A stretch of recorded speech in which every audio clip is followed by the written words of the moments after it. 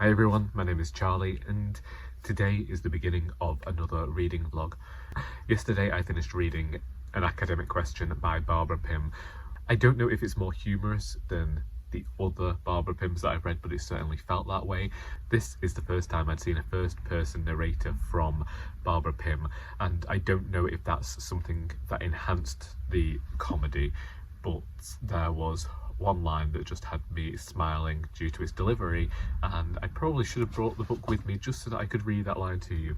But there were all of these nuances to the way that the world was changing. So you have the conservative Caro Grimstone and her husband and more liberal people coming in.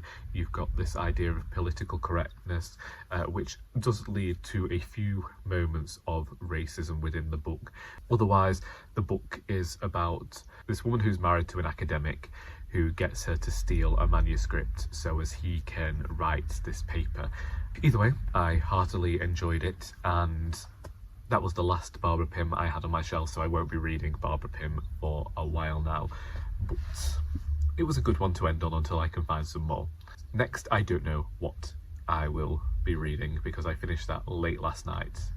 It was one that once I got into it, I thought, well, it's going to be rather quick to finish, and I don't want to leave it with just thought of what's going to happen hanging over. Let's just get the story out of the way.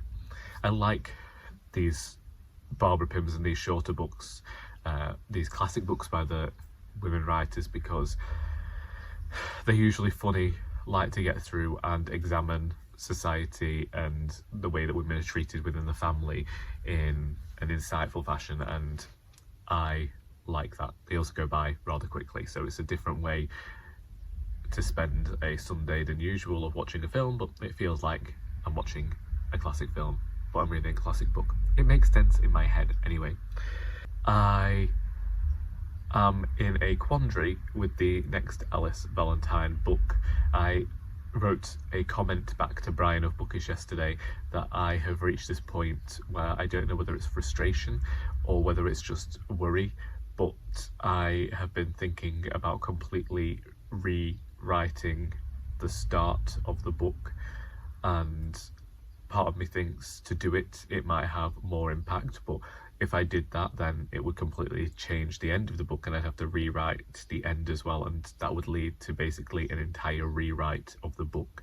And I don't know whether that's just because I'm feeling insecure about it due to how strong I think the scenes about the crime set in the past are as opposed to the crime set now. I don't know whether I just feel like it's a bit implausible. I am going to have to finish writing the thing and read it, but it just adds to another delay, and I find that annoying, but at the same time I don't want to be putting out something into the world that I don't have the utmost faith in, and I think that it's just an issue of having been away from that part of the book for so long. Like, I wrote the beginning a year ago, so obviously ideas might have changed since then, and it's something that I always have to push aside because, as I have mentioned before, when a friend sent me a laptop many years ago, she made the screensaver this picture of a tiger and it said deciding to change the entire novel 30,000 words later, and I was renowned for that when I was younger, getting 30,000 words in and then just deciding, no, I'm going to scrap that and rewrite the whole thing. And eventually it got to the point that my friends would say to me, no, we're not going to critique this, we're not helping this until you've settled on it. I'm at the point that I'm at that weird point where I was with An Heir to Murder, in that I don't show my novels to people as I'm in progress anymore, because I don't know how long it's going to be before I can present them with the next chapter. I also don't do this at the writers group because part of me thinks, well, what if someone goes and tells somebody this? So I decide to keep it all close to my chest, but then that means I've got nobody to bounce ideas off because nobody else has read the story.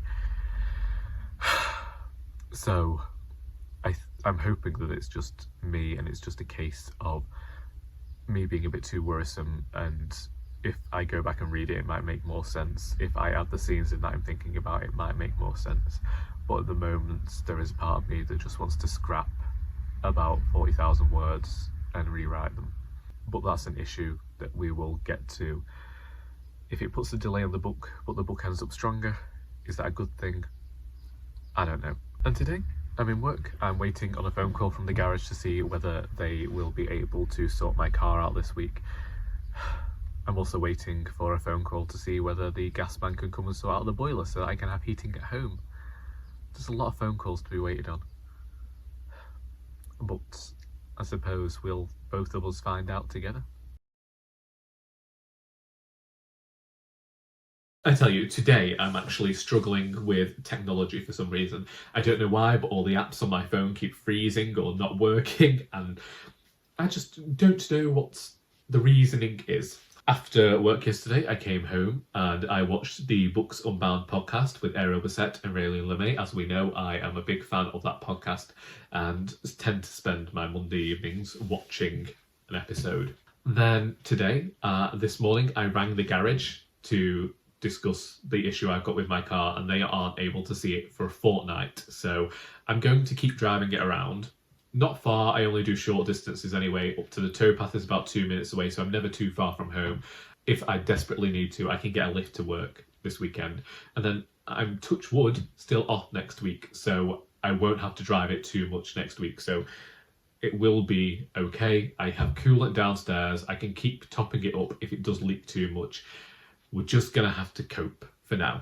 I have also been writing some this morning. Charlie sent me a message telling me not to go back and rewrite everything, and I have to admit I did do some reading of it this morning, and apart from a few additional scenes that I want to create, I don't think that I'm going to do this massive rewrite. It was just where my head was at. I think that this is a problem I get when I don't think I'm writing as quickly as I should be, and I begin to create these holes for myself that aren't necessarily there. Once I finish the book and I go back and I read it, I can make changes then.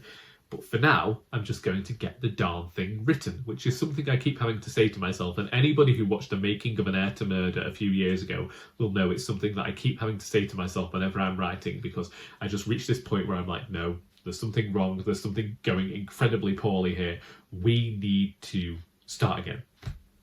So I wrote a bit more of a scene involving Duke, in which he's trying to find a character.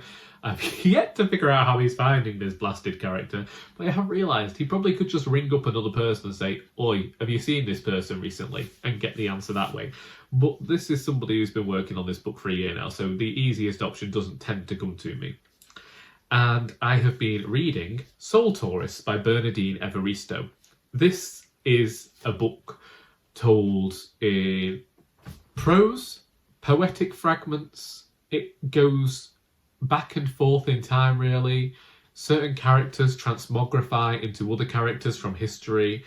It is, time does exist, but there also seems to be this presence of ghosts, and the main character, Stanley, seems to be able to see through time to characters, black characters who have been maligned throughout history. And he and this woman he's met, Jessie, are embarking upon this voyage across Europe.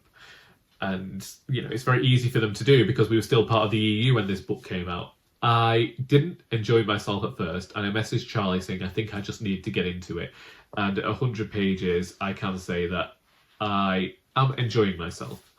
I think that it's going to be one when I get to the end, I think about and I consider all of my thoughts on it properly. But for now, I'm enjoying it. I'm enjoying this blend of poetry and the talk of Shakespeare's Dark Lady, the way that Evaristo discusses how black people have been treated throughout history, sheds light in a way that I hadn't thought about these things before. I really wanted to share it with Joy from the writers group because I know that she is planning on writing this novel that's also going to include poetic fragments. And I think that it says a lot about a novel when on a craft level you're wanting to share it with your writers friends, but also wanting to recommend it because you're enjoying the way that the story's been told, because really it could just be seen as this people in the first throes of a relationship who've been through some hefty shit before, now trying to navigate a relationship where they're trying to always portray their best selves, but then you've also got this thing of, well, actually, they're close to middle age, so they're very secure in what they want from life, and so they're having to really work together. And I also like the idea that you're getting this journey through Europe being almost synonymous with their journey through this relationship. It just feels lively, and I like that. It's not as good a spring day as I was hoping today. There's still some clouds, and I've been told that my sister is dropping off her border collie later on because we're looking after her whilst my sister goes on holiday. So I really need to get Sally out on a walk soon, and then when I get home I'm going to edit some videos, maybe do some more writing, but definitely do some more reading, because I don't know whether I'll get much reading done tomorrow, just due to some things I've got planned. But either way, very much looking forward to seeing how this goes, and if I work hard I could finish it this evening. I don't know whether I will, or whether I'll finish it tomorrow, but definitely looking forward to finishing it.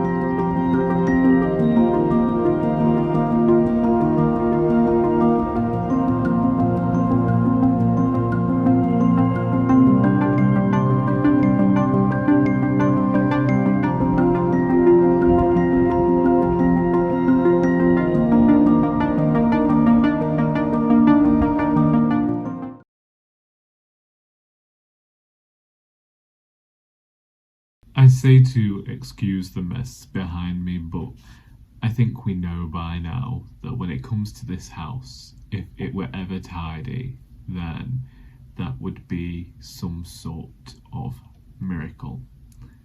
It's Friday. I haven't spoken to you in a few days, and really I am supposed to be in work today. But after I spoke to you on Tuesday, I woke up Wednesday and I showered and just got straight back into pyjamas and my hooded blanket, which really wasn't a sign of anything. It was pouring down with rain, and I was just like, well, it's clearly the universe giving me some sort of sign not to do anything today. So I sat in a corner and I finished reading Soul Tourists by Bernardine Evaristo. I didn't watch a film like I wanted to, but I watched some television, which I never do. And then yesterday, Thursday, I realised that I had got the beginnings of a migraine. As I've talked about before, I was diagnosed with a chronic migraine condition in 2014, and for the most part, I felt like it got under control. I think that whenever I talk about my lackadaisical days, these are the days of knowing that you haven't consumed any alcoholic beverages but feeling as though you're highly inebriated is the only way I can describe how the world feels. A lot of dizziness and vertigo, and standing up is not good. And I had to go to the writers group yesterday, and it was at the writers group that it properly started to get worse with this overwhelming nausea. I'd felt kind of out of my body for like the day and a half previous to that, but yeah, so I had to ring in work today, which I know I feel good about, especially today, because I know that both of the volunteers who come in to do the till today are on holiday, but I just do not feel well enough to be there, and I've apologised to my manager and everything, because I would hate to leave anybody in the lurch like this, but I also know that it would be nigh on impossible for me to be able to stand at that till all day. As you can tell though, I definitely thought that I was going to be able to brave it, because I did awake at the normal time, and I tried. I got ready and I tried so hard to feel better, but that seems to be the cycle when it comes to me and illness. You only have to ask Charlie of Charlie Brooke Reads. I regularly like to deny that I am feeling any sort of sickness. And I think that just comes from not a place of being too proud, but feeling like if I ignore it, it's not happening. Anyway, let's have a chat about Soul Doris by Bernardine Evaristo. This is a novel that follows Stanley and Jessie, who are two people who have had this whirlwind romance, and Stanley, who has been this very staid bank manager type number cruncher, decides that he will join Jessie when she invites him on this tour across the world in her little car Matilda. As they're on their way, Stanley begins to see ghosts from the past. So we have Shakespeare's Dark Lady, Pushkin and his Ethiopian great-grandfather, Alessandro de Medici, and you even meet Mary Seacole at one point. It's through this voyage that these characters have, this journey, that the reader gets to learn more about the black historical figures that we don't get taught about at school. And there were a few times where the character would say something along the lines of, these are the things that they don't teach you in school. It's like, well, no, they didn't teach me about this in school. It almost seems as though the only time black people are ever discussed when I was at school, in any case, was just the discussion of slavery and that sort of thing, as opposed to any of the history prior to that. As a love story, as a plot, I didn't like that. I didn't particularly care for the characters. Indeed, for the most part, what I liked about this book was, throughout the writing, Evaristo employs different forms to tell the tale. So we have just the regular standard prose, you have some poetry in there, some haikus, somewhere it reads more like a script of just Stanley and Jessie. I don't know the authorial intent behind the reason to employ all these different forms. I don't know whether you need to know all of these things. I thought it was an interesting way to tell the story. Don't necessarily think it was the greatest story in the world, but I am planning on sharing it with Joy, as I said about, because I know that she is writing a novel that employs different forms. With the charity shop novel I plan to get back to, I planned to use various forms for the telling of the tale. However, mine were just going to be having a first-person narrator telling the main story in the third person and having some radio play excerpts in there. Nothing like this, really. Well, that's Soul Doris, and if Joy doesn't want it, I will probably donate it to the charity shop now, because it feels very much like a one and done type book. And then I did start Patricia Wants to Cuddle, and I am 70 pages into this. I don't know whether I will be getting any more of that read this week, simply because of the aforementioned migraine. Currently it reads a bit like one of those B-movie horror films, and I enjoy that, especially the way that the story's been told. The thing that caught me was the prologue slash prelude that says, Maggie rolled the ewe. It was female. She could tell that much. And understand that it's supposed to be this animal that has been completely torn apart. But I also think, and it might just be being from that background, that regardless, you would be able to tell the difference between a ewe and a ram. Their bodies are incredibly different. Like, you just have to look at the head of a ram. They're huge. And I would have much preferred to know what type of sheep we were looking at here, as opposed to just telling me it's a ewe. You know, there's a lot of different breeds in there. But otherwise, yeah, that's the only thing that caught me up. Like, I don't know enough about the Bachelor type of TV show to know what's going on there, but I like the commentary on reality television there, and the B-movie horror schlock bit there. I don't know whether it's going to be a book that I ever go back to. It's just feeling like a bit of fun at the moment. Anyway, that's me for today. Hopefully I am going to make a miraculous recovery and be in work tomorrow, or at the very least be able to work tomorrow. Either way, I will see you then to round off this video.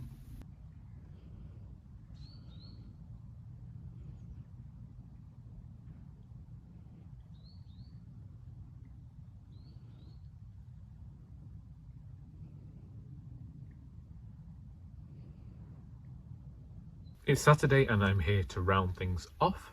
I have come into work today, although the migraine has not fully abated.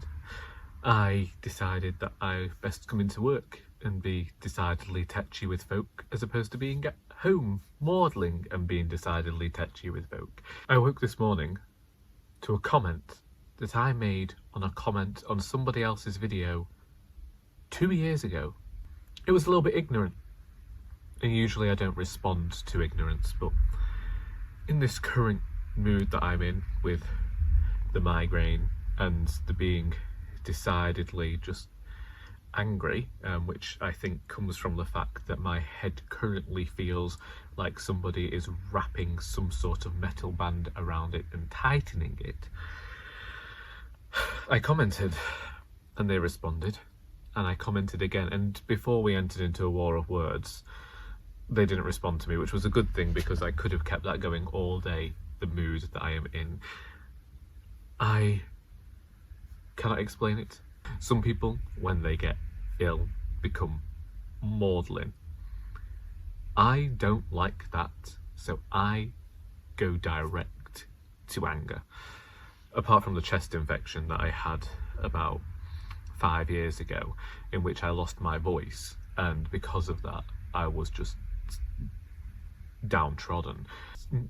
I'm not an easy person to be around at the moment, and I'm aware of that, and I'm apologetic to the people who've had to deal with me. Even Charlie Brooke-Reed has had to deal with it. Not the anger, because I've really just drew a line under everything, but nobody has been safe from Charlie over the last few days, and I can't say how it's going to be surrounded by the public today. I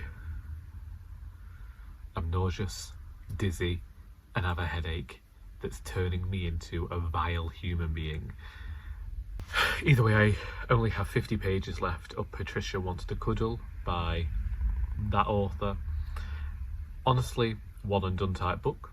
Should have read the line on the front that says it's a horror comedy for fans of The Bachelor.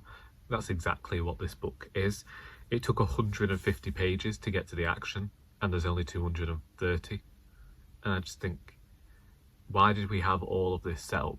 Like, it seemed like something was going to happen within the first 30 pages, but I think that the author might be trying too much. I'll see when I read this final 50 pages how I feel about it, but I feel like the author's packed too much into this novel, and it's a very intriguing premise, but I think that maybe it might have benefited from either being longer or being a novella and cutting out some of the extraneous stuff. I don't know. I'm not sure about the telling of this story. I'll see more when I finish it. It's fun and fast to fly through. I think it's definitely, as I say, a one and done type book, but I'm not mad at it.